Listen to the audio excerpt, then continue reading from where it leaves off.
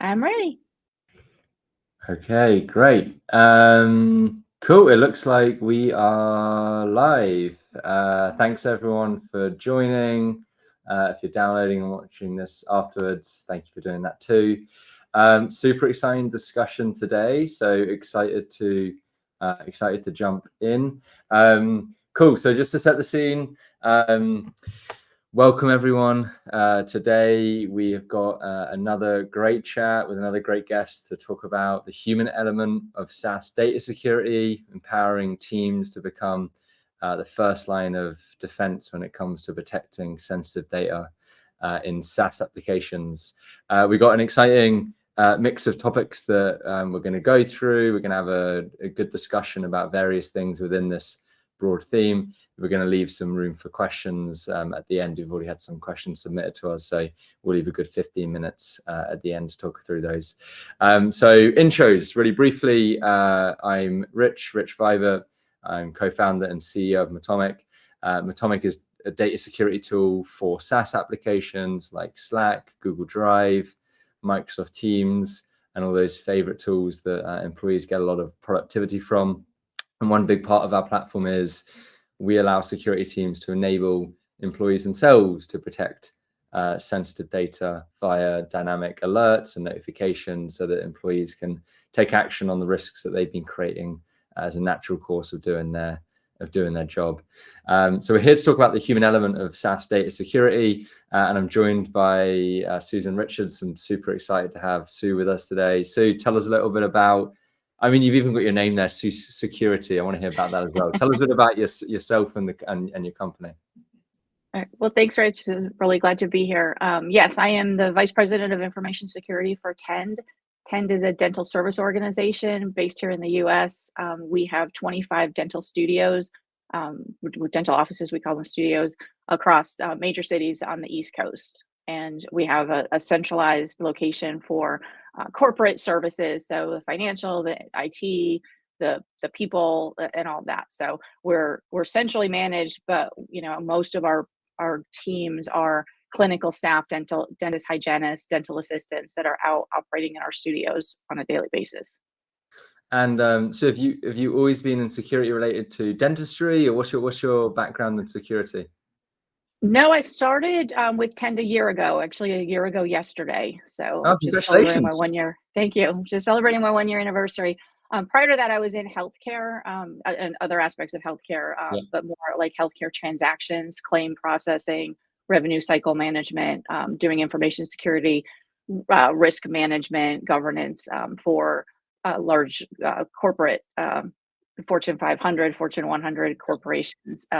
So it was interesting coming to Tend. It's a startup. It's about 4 years in existence, and so it was definitely more what I appreciate about a startup. It's got that energy. We've got the ability to take risks and not too many risks because I am in risk management, but to take, our marketing team is yeah, I think second to none. My daughters actually knew more about Tend than I did before I had started interviewing because it's on Instagram and a lot of Yeah. their social media. So they're like, "Oh yeah, I know that. It's coming up in my Instagram all the time." Okay. Yeah, that's amazing. Well, look, it's great to have you here. Thanks for joining us today. We've got an exciting topic to talk about. I'll start super high level, Sue. Like, why? I mean, why is this a thing to talk about, the human element of security, right? Like, it's is this more of a thing than it used to be? Why is this the concept of human element of security exists today? Well, it's interesting because I was just rereading the Verizon data breach investigation report, and for 2023, 74% of the breaches that they've reported and investigated involve some sort of human element. So it's definitely not something that's going to go away. With all of the spend that we have on security tools, there's still so much that gets through the people. And so, to use that term human firewall really Yeah. resonates because these people really are that first line and the last line of defense. Mm-hmm. And why do you think? Why is this trend occurring? Like, why is it becoming more humans are involved in these things? Like, what's changing about the way we work, whether it be remote working or the types of tools we're using? Why do you think this trend has taken place? Well, I think it really, in the past we've always been in a, in a corporate setting, or everybody comes together and Yeah, works in a specific thing. So it's a little bit easier to control that perimeter. And now with everything, software as a service, I mean, Tend was born in the cloud. We have no on-prem data center, we have no co-locations. We are completely dependent on the cloud, and and you can't default that and say, oh, well, then my cloud security provider, or my cloud service providers are going to provide that security for me. You still have that responsibility, but I think it's easier for people to kind of forget. And email's easy. I mean, it's so yeah. easy to send emails. We get bombarded with them, and it's just a matter of not paying attention and clicking a link. Yeah, 100%. I always talk about this, right? The concept of a perimeter's a lot different to, I mean, I'm not as experienced as you are, but even I'd say in the last 5 years, the concept, well, especially since COVID, right? Like the Hmm. concept of a perimeter, when we're all in the office, at least there was a physical perimeter for a lot of organizations. But then what is a perimeter when everyone's working from home on their own devices using SaaS tools that the security team might Exactly. know about? So really the perimeter comes the humans themselves, right? Which is why we talk about this concept of the human firewall. Uh, Exactly. Yeah, I mean, if you think about it, the browser is becoming the next operating system. And so we're 100%. so good at controlling the operating systems for our laptops and workstations, but now it's really your browser is really where that control has to happen. I like that a lot. And then tell us, so at Tend, what type of like SaaS tools and cloud tools are you guys using? Is it the Google Drives, the Slack, the Microsoft Teams? What's your favorite tools over there? All of the above. We're for the most part, we're a Google shop.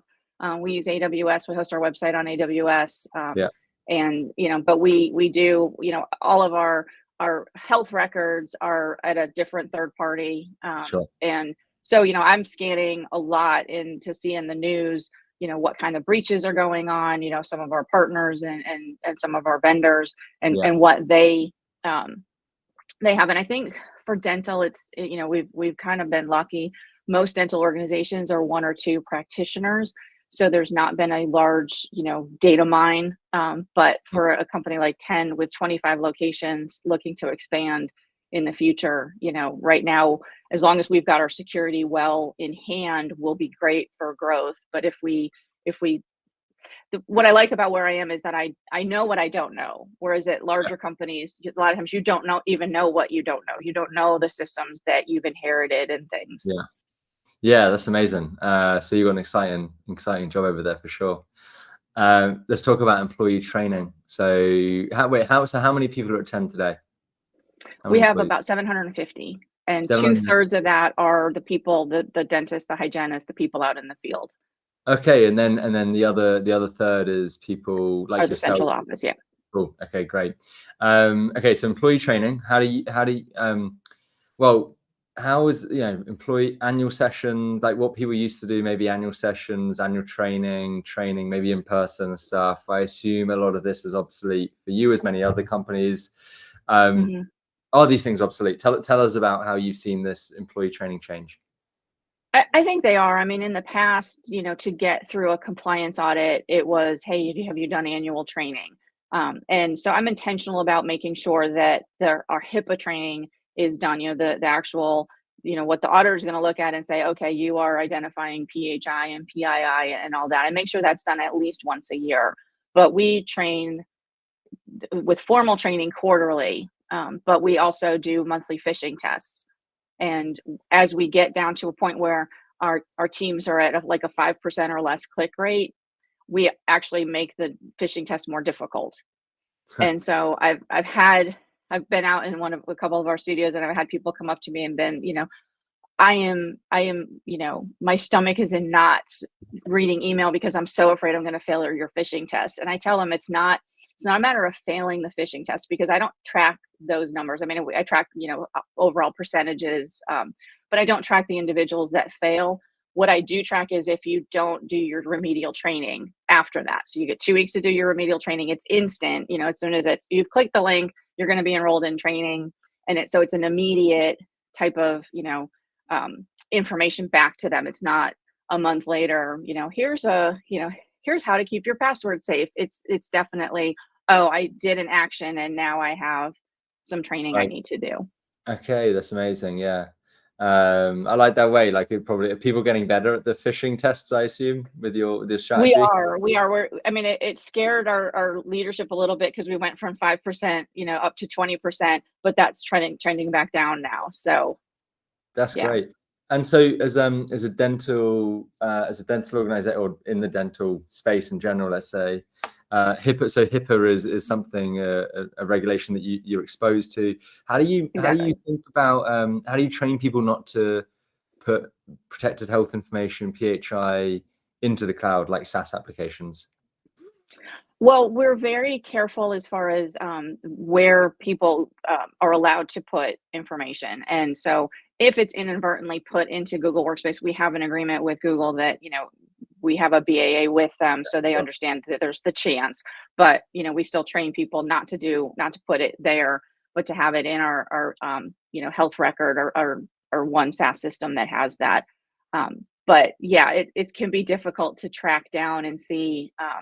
Where it is. So for me, it's taking a look at some of the data loss prevention rules we can put in place and Yeah. then training people, to be able to say, let's classify this data and then let's make sure it's living where it's supposed to be.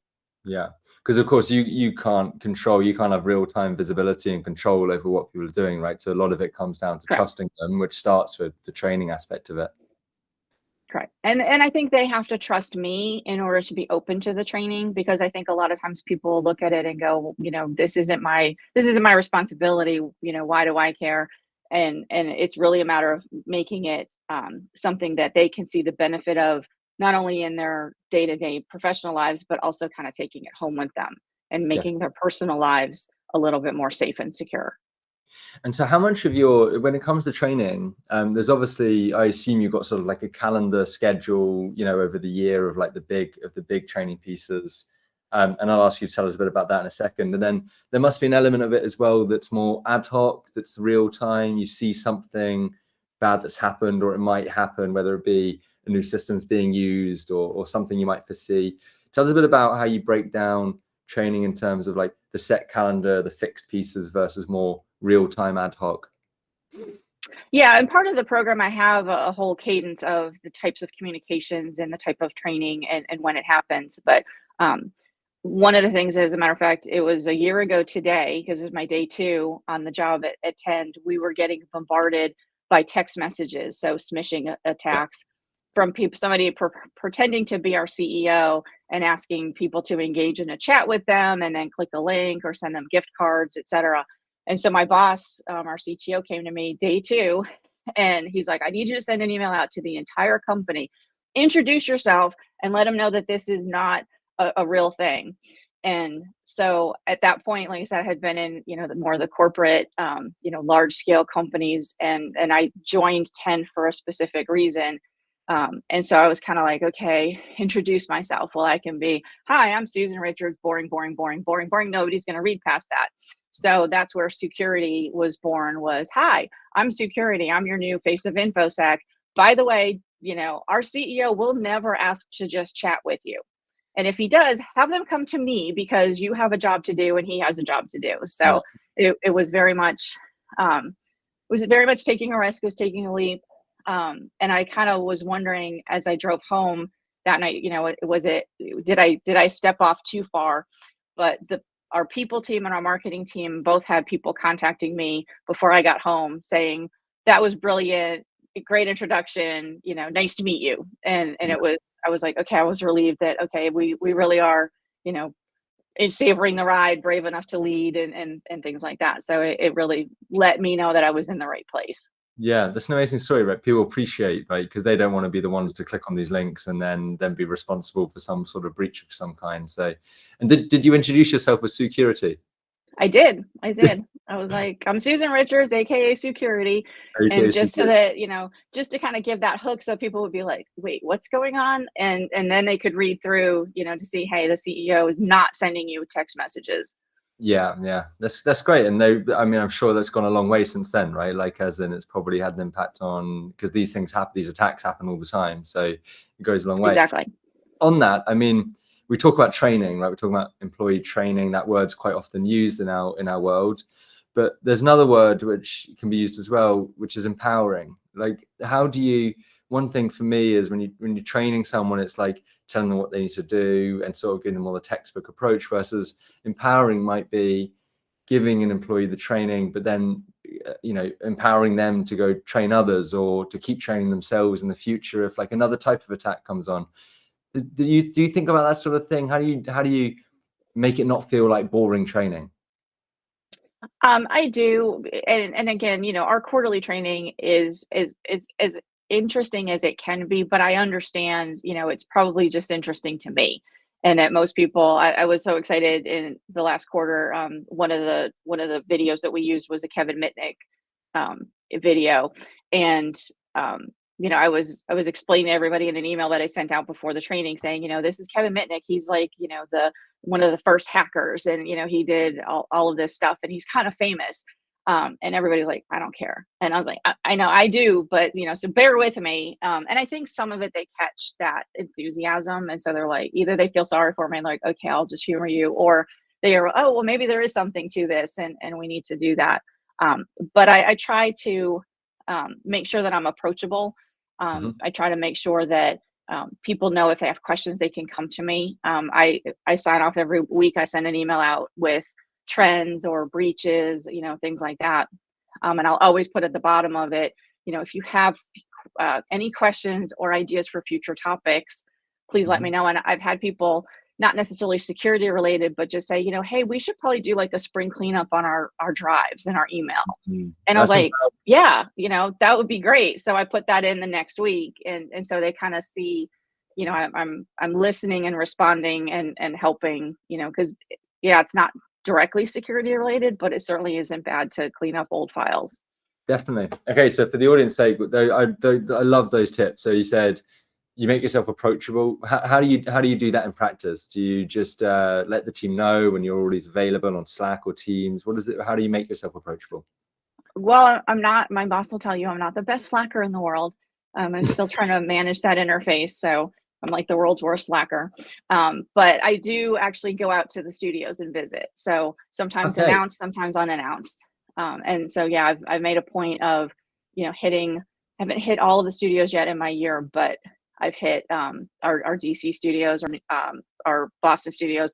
We have a lot of technical, our IT teams go to New York a lot, so I haven't been to New York yet, but so I do try. And I also try to personalize things. Like one of the emails I sent out, my daughter had gone to Tend for a cleaning, and she was so excited to show mom that, hey, I'm here. So she took a selfie, and she didn't realize that when she took the selfie, behind her was her medical record, her dental records. And so, I first was reading it going, oh, that's great. And then I was like, wait, before you share that anywhere, blur out the background. And so I used that as a topic for my next weekly email, blurred out the background and said, here's my daughter, so that I think people can relate that, I'm imperfect. I'm a human being as well. I'm not sitting here in some tower somewhere, judging everybody, bad, bad, bad. It happens to me too. And, there's things that we all can learn from each other. That's incredible. I love that story, and hopefully your daughter feels now empowered and knows a little bit more about in the future to check the background of some photos. Okay, so exactly. So for the audience, so we got the approachable. So I love that you go see people like in person. That can help a lot, making it just like really clear that they can approach anytime. The personal aspect of things, right? So it sounds like you're not just sending the same sort of emails and communications that's sort of formatted in the same way. And then the other one I liked you mentioned was you send a weekly email. So I'd love to know what goes into the security weekly email. Well, I try to make it short, but have some relevant topics. So if there was a data breach in a dental space or a healthcare space, I'll include that, or with any of our partners. And so I'll put those in there.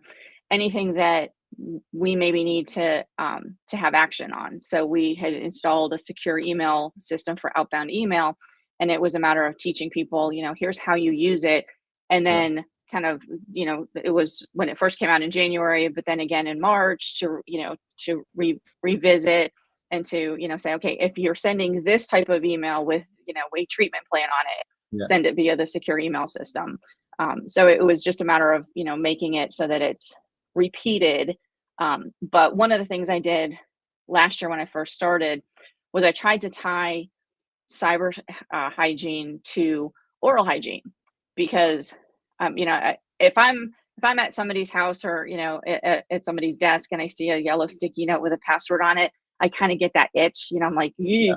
And I knew with dentists, when they see something bad on your teeth, or they probably have that too. So I was like, oh, hey, let's tie that into my stress to what they understand as their professional stress. So treat your password like your toothbrush was born. And so I just would put in a little tagline at the bottom that would say, here's one tip, don't share it. Don't leave it lying around. So over the course of 5 or 6 weeks, I had all these different ways so that they could treat their password like their toothbrush. That's a fantastic thing. And so people in the company, they've heard that phrase before. Yeah, Yes. that's And the fantastic. nice thing is we're incorporating it into, we have a corporate intranet that kind of runs as a slideshow in the our what we call our engine rooms, our back office area in each of the studios. And so now we're incorporating that in for October being Cybersecurity Awareness Month, to include those types of things in that slideshow. So it won't be, a formal training. It'll just be, I happen to see it on the screen as I'm walking through on my lunch break or something. That's absolutely brilliant. We'll love those tips. So we got the approachable, personal, the weekly email, and then I put down, like, relate it to your company if you can. I mean, you've obviously, that seems like a bit of magic you pulled out there. That's great. The toothbrush analogy. Maybe not every company will be able to do so easily, but I love that one as well. Great. Okay, so switching. So awareness. So we can talk more deeply about awareness here. What do you think I've speak to a lot of people in the same profession as you, and you do things like the weekly emails you just talked about. You seem to keep on top of it a lot, and very proactive, right? You're not waiting for something to happen and then react to it. It's easy to let these things slip, and weeks go by or months go by, or you skip your weekly email. What happens if you don't keep employees aware of these threats that are emerging? Well, the threats are still happening no matter what, whether I let them know about it or not. As a matter of fact, we just had something that came up on Monday, and everybody thought it was my tests, and they were like, "How dare you test and try to pretend?" And I was like, "This wasn't a test. This was actually happening." And so I think it helps, people understand that, as much as they kind of gripe sometimes about it being a monthly phishing test, that, okay, well, yeah, that was last week, but this week it's now a real live. And I think it's important from the leadership down to understand, and to be embracing of that culture, to make sure that it's okay to stop and take a breath before you respond to that email or that chat message. It's okay, because most of the time when people tell me that they've clicked on a link, it's, oh yeah, I was out, playing with my kids, and I just happened to see it on my phone, and I just clicked it, and I didn't think about it. And it's like, yes, that's exactly when it happens. So, make sure your leadership can say, set aside that time to do the training, as well as to respond to email, so that it's not, somebody needs to do right away and it has to happen right away. Yeah, that's interesting. And with the TENS in this, because you've obviously got the dentists that are working more in person, so to speak, right? And then you've also got what did you call it, the sort of the office, so to speak, where corporate services. Corporate services. So you've got this interesting blend. Talking about more like the corporate services and the more online cloud-driven world that you're in. What's maybe unique about, like, what's the answer to this question, right? What can happen more about for remote companies and online companies? Maybe another example outside of phishing that's maybe unique to these companies that are working from behind a screen on these SaaS tools like this. What's unique to us? Well, and it's funny because you look at a lot of the breaches that have just happened with MGM, with Okta, and all that, it's usually somebody on the help desk that doesn't recognize the voice of somebody else. And that's the nice thing about 10 is, we're unique in the fact that even though we've got this, centralized location, we're still small enough that we still come into the office, a Yeah. couple days a week. So we still have that candor and knowing each other. We also make it very, we don't allow people to bring your own device, because I think that's probably where you lose some of that visibility, is if Mhm. you're allowing somebody else to bring their device. The only thing we allow is email on a phone, because we've drilled it in everybody's head, no, unless you're using our secure email to a patient, no PHI, Yeah. on phones, on emails, things like that. So, but yeah, it can be difficult if you're fully remote, because how do you get that personal experience? How do you know that voice of that somebody on the phone? Yeah. I was lucky enough where I worked before that I knew the CEO. I had talked with him before, so that when he left me a voice message one day, I actually thought it was a fish. And then I was like, no, that does sound like him. So I think that really is him. And then I called and said, okay, I was suspicious at first, and it's okay. And that's, I think, what even especially with a remote distributed company, it's okay to be suspicious, and it's okay to double check. And if your corporate leadership is like, no, you have to answer right away, that's, I think, where you're going to lose, some of that Mm. double check. Because if people know, I think something just doesn't feel right, and it's okay to act on that, and they have to know from the top level down that it's okay to act on that suspicion, and nobody's going to fault you for calling the number and double checking. Yes, definitely. And how do you balance that with productivity, right? So you've obviously got this like drive towards productivity, getting stuff done, especially on the corporate level. Those that maybe security isn't the first thing on the top of their mind every morning they wake up.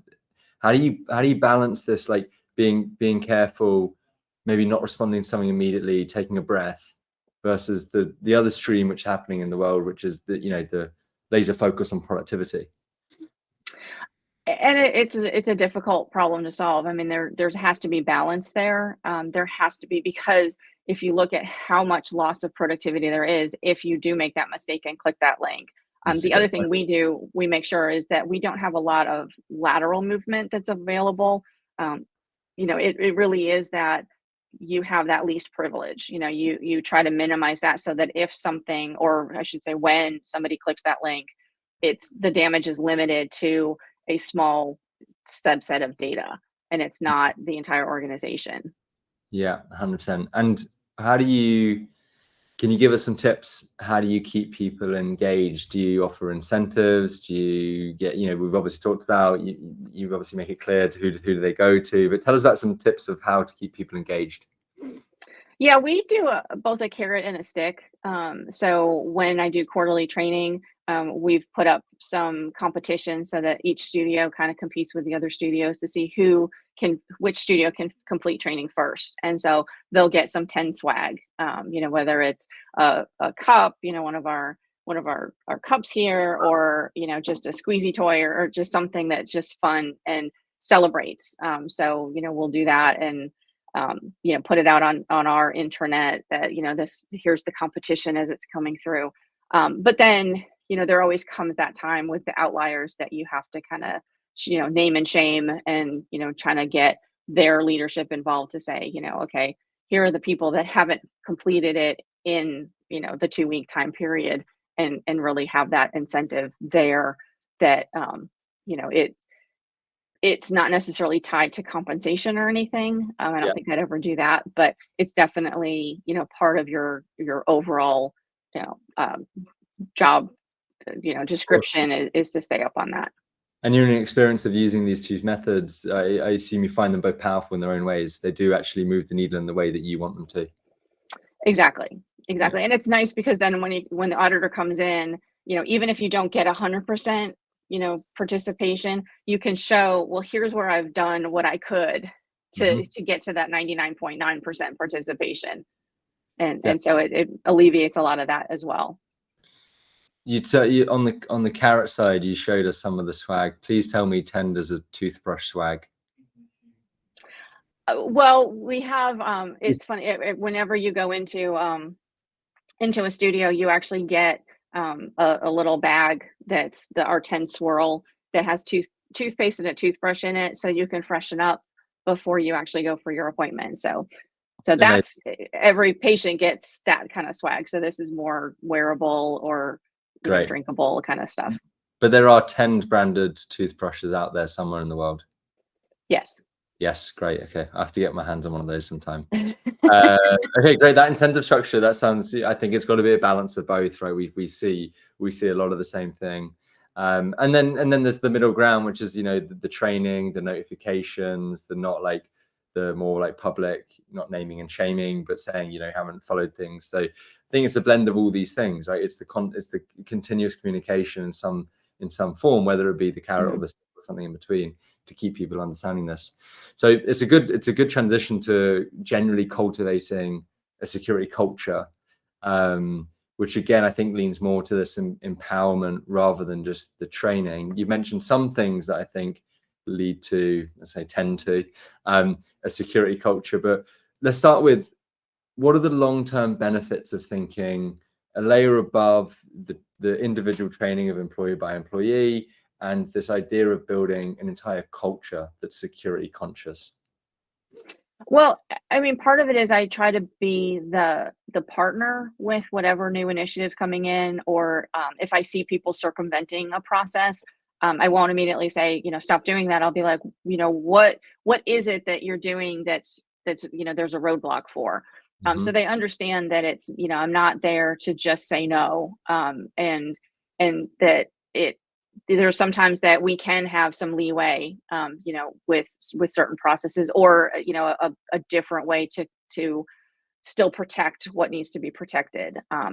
So it really looks as a as a partnership. The other is we're doing lunch and learn type of things, and it's for studio, so we do it virtually as well as in person. But we'll do things, just like how to work better with spreadsheets. So that's, or somebody on the finance team does that. Well, mine will be, taking your personal LinkedIn or Instagram and putting multi-factor authentication on it, so that it brings it home to a personal level. And I think whenever you're better with something in your personal life, you bring it to your professional life. I know I was a much better project manager once I had kids and had to kind of manage at home. So, you kind of get through that. Okay, I can't get frustrated. I have to, prioritize it and move forward. So I think bringing it to, helping people at their homes be more secure brings it forward into, they'll take that same discipline into their professional lives, and vice versa. Any other lunch and learn topics that you've done or have coming up? That one's the sort of MFA on LinkedIn sound like a good one. What else have you got? At this point, that's really we haven't scheduled it out because we've got so many others. But that was one that as soon as the people team approached and said, "Hey, we'd like to do some lunch and learns," I was like, "Yes, absolutely." That's the And I'll first start one. putting that one together. Yeah, that'll Yeah. be the first one, and then I'll get from them, from from the people that attend, what other things that they want to see. How do you balance this with because you've always got new joiners quite frequently. Mhm.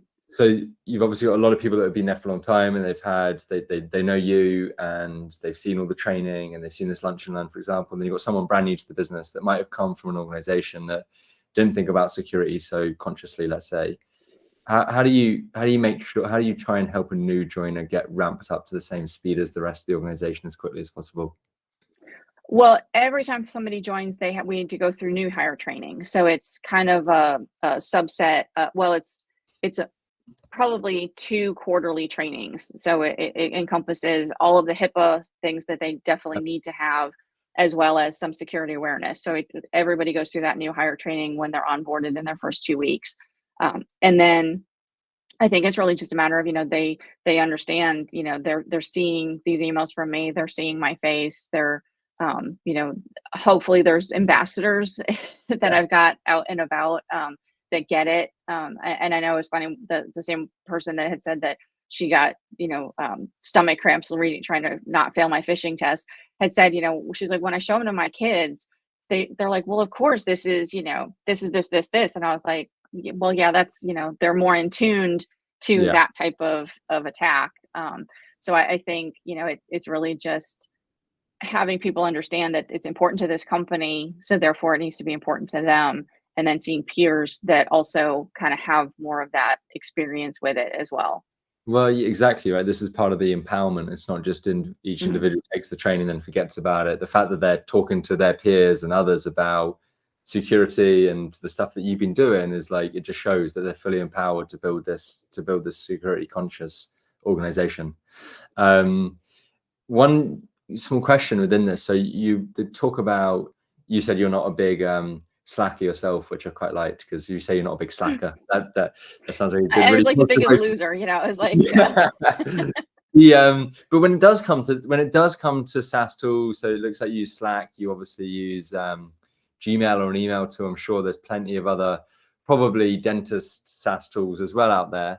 How does training involve the use of tools like this, where it's so easy to upload PHI or to make a file public or to share something with someone else? Is that training videos and you speaking to them? Have you got any like automation in place? Like, how does that look? It's a combination of both. We also partner, we have a clinical ops team. So they're essentially located team that actually does the training for the clinical technology. So the 3D x-rays and all of that that goes into the actual studio.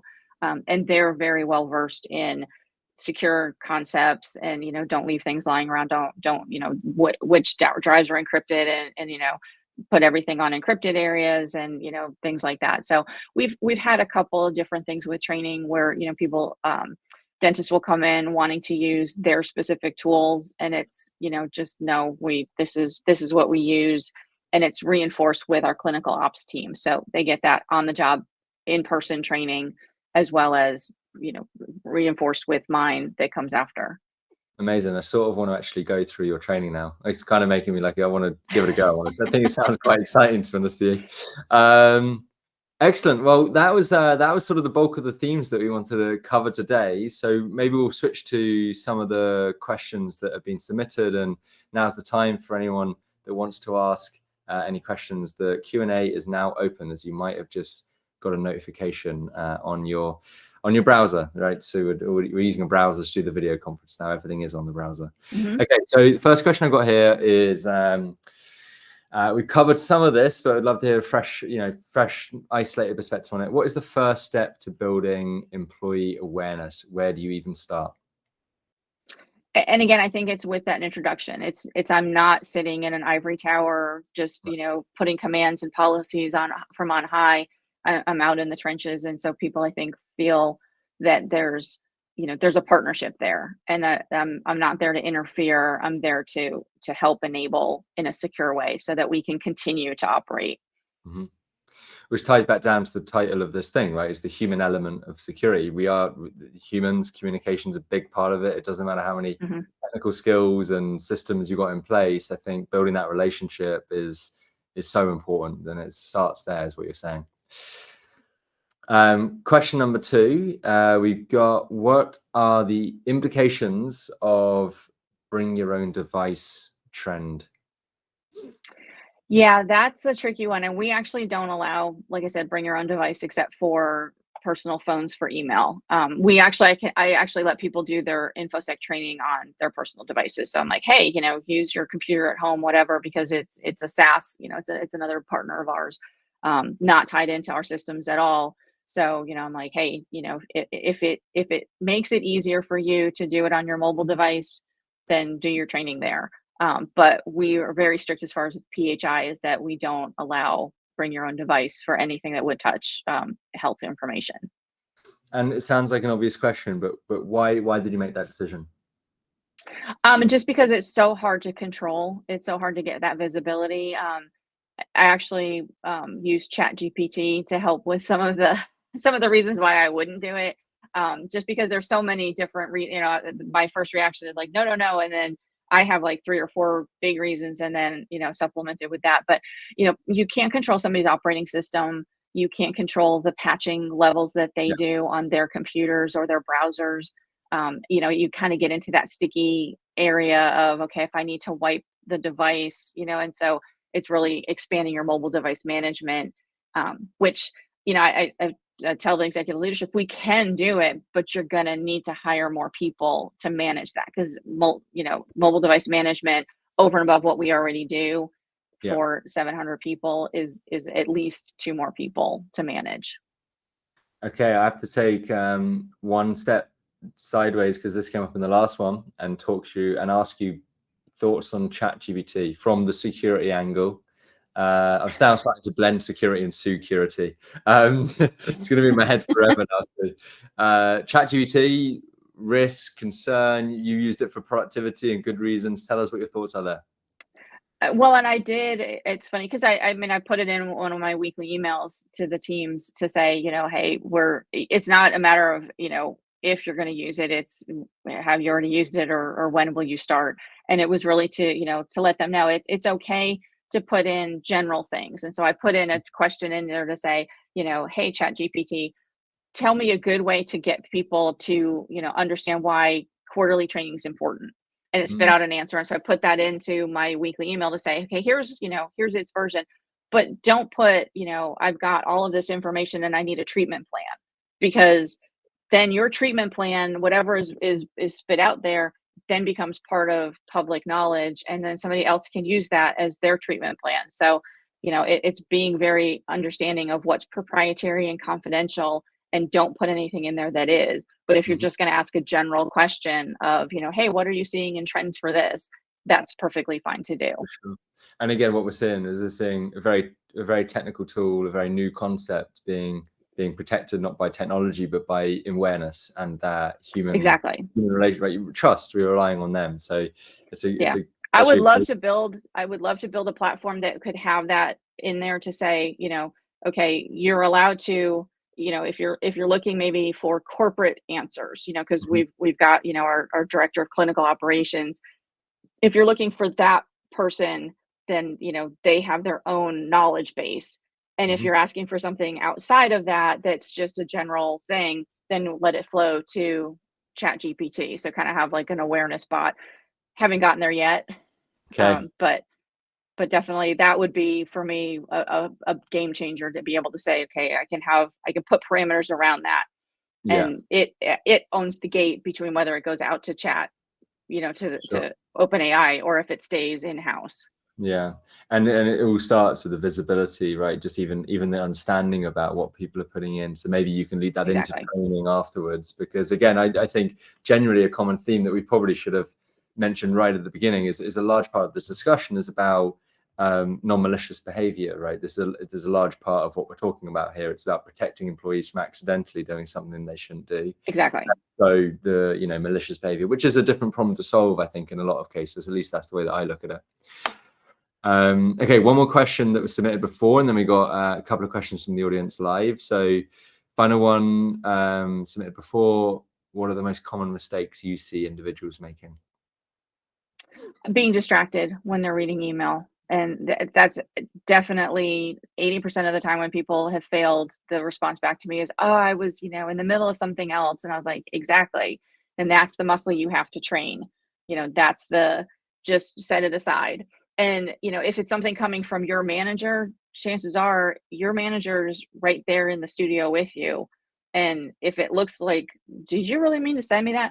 Go ask them, and so they're like, oh, okay, yeah, that makes sense. And so it's, hopefully we won't, have as many, hey, this is the CEO, send me gift cards. It can be ridiculous like that, but you could see where, your studio manager may be asking you for something like that. And you're like, that's weird. Let me just go down the hall and ask her, Yeah, I suppose it's not about like the training about what types of patterns they might see, but it's also the training of like awareness for just taking a breath and just taking time to review something before acting there. Yeah.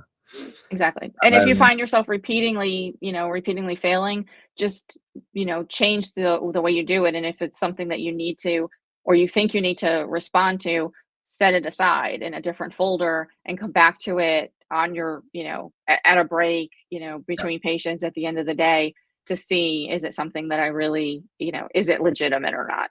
For sure. Okay, question from Chris in the audience. Actually, it's going back to ChatGPT a bit here. So do you see AI being part of medical device protections as well, in brackets supply chain threats, or do you believe it will conflict with regulatory requirements, or that the regulations need to be updated? Well, as somebody who's been part of HIPAA for a really long time, I kind of like the fact that they don't change a lot, because you can very clearly plan for complying with those or PCI and high trust and some of the others will actually change and add more controls and more regulations that you need to look at. Um, I I I think that AI to me is not necessarily what the medical device is going to use, because the medical device is going to be programmed to whatever it's doing. I think AI comes in where it's the development of that. So, somebody's putting source code in to an AI system to say, hey, look for all the flaws. And that's a bad idea. And that's really, I think, where some of the hacking and protections can come in. Hmm. Okay, useful to know. And then question from Zamil, we've got, so I'm just reading it verbatim. Not sure if you have developers or engineers who build and deploy code, but if you do you manage to curate the same way for devs as you do with the rest of your employees? Well, we do better training, more improved training, because it's targeted to like OWASP top 10. We do a lot of API development, so it's really OWASP top 10 for APIs. We have protections, so their development devices are sectioned off. They have different user IDs for getting into any of the administrative, engineering things that they would do versus their regular email and things like that. So, we they have to have that standard of everyone, plus some additional training and some additional controls on their things. And same with our IT admins. Yeah, and I'm assuming you must have to adapt, for someone in your position, must have to adapt training to some degree, because you've got such a Mhm. diverse employee base, right? Let's say like some of them that are working day to day in a dentistry, and then other ones that are in the corporate side of things. So you do adapt training, and develop. What you're saying here is developers do have a slight adaptation. Yes, they'll have, like I said, they'll have, not just our know before security, the quarterly training that everybody does, but they'll also have specialized to, Yeah, OWASP top 10, some whether it's through a local security organization or a vendor or, AWS providing that training. They go through some additional so that they understand, as well as we do, penetration tests every year. So the feedback that comes from that um, as well, helps with understanding where some of the holes are, and we get those fixed within a week or two. is it the same carrot across the board? If anyone does a good job, are they getting the same sort of swag? Well, really, I mean, it's such a small team and we're all here. So it's really more of a, hey, we had a penetration test with no higher critical finding. So, let's go out to lunch. So Right. it's more definitely the carrot for that, but not necessarily swag. The collective carrot. Okay, that's all the questions we've got for today. So that wraps up the fireside chat that we're talking about. Sue, thank you so much. Thank you for introducing me to security. I'm now going to be saying security a lot. But Yeah. thank you for your time. Thanks so much for your I'm answers. in your head. That's Yeah, exactly where I you want have. it. But it's effective, right? I mean, I already remember. I'm going to remember your name forever. So it's clear you're doing something right when it comes to employee awareness. Thank you so much for your time. I'm sure Thank you so the much, Rich. audience have got a lot of value from today, and yeah, hopefully speak to you again soon. Thanks. Thanks, Sue. Bye. Thanks, everyone. Goodbye now.